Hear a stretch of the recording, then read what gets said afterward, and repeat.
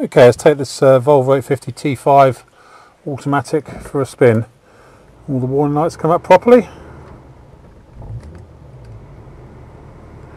And all the main ones go out. The only one that's staying on in the right hand corner is the service indicator. Into D, and off we go.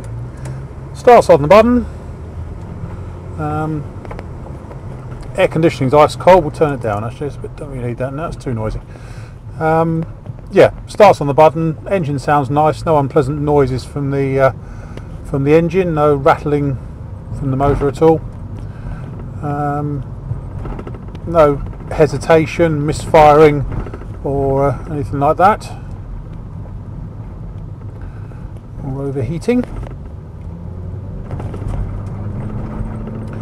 Nice and quick. As with all T5s of this age, the tailgate is slightly rattly, the tailgate trim. So the vast majority of them seem to be exactly the same.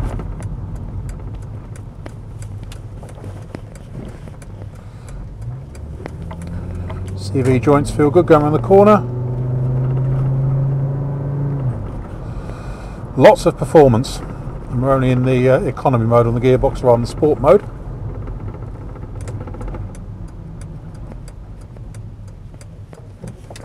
Here we go.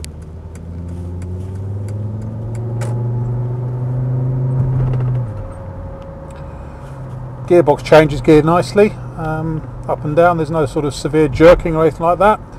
The drivetrain itself sounds quiet. There's no whining or anything like that from the transmission.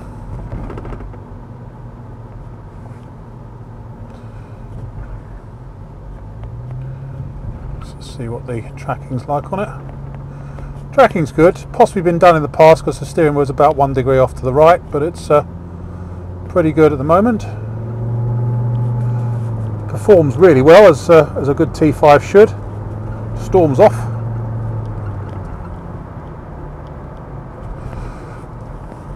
Nice specification on this one. It's got, I mean, externally you've got the optional big T5 rear spoiler. It's also got front fogs on it and the T5 alloys. Interior wise, we've got full leather trim rather than the usual half leather. We've got electric windows for the driver and front passenger, electric mirrors, they all work fine, electric glass sunroof which is working fine as well. It's got the really nice premium sound system stereo which does need to be recoded. You can get the codes from Volvo fairly easy, we might try and do that before the auction ends. Air conditioning, as we've said, which is fully working and nice and cold. It's got traction control and anti-lock brakes on this one.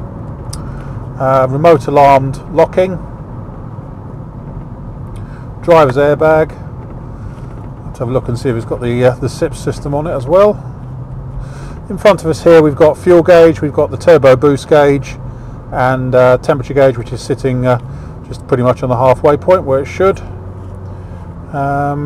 Speedo in front of us. It's also, this one's also got the computer and rev counter off to our right. Unfortunately we're now snarled up in heavy traffic.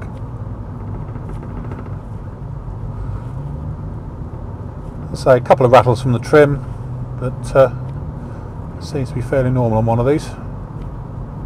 I think it's actually, looking at it, the tailgate trim that's slightly loose, just around the high brake light.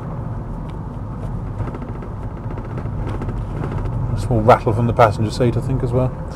But overall, drives really well. Dash lights all come up properly the way they should.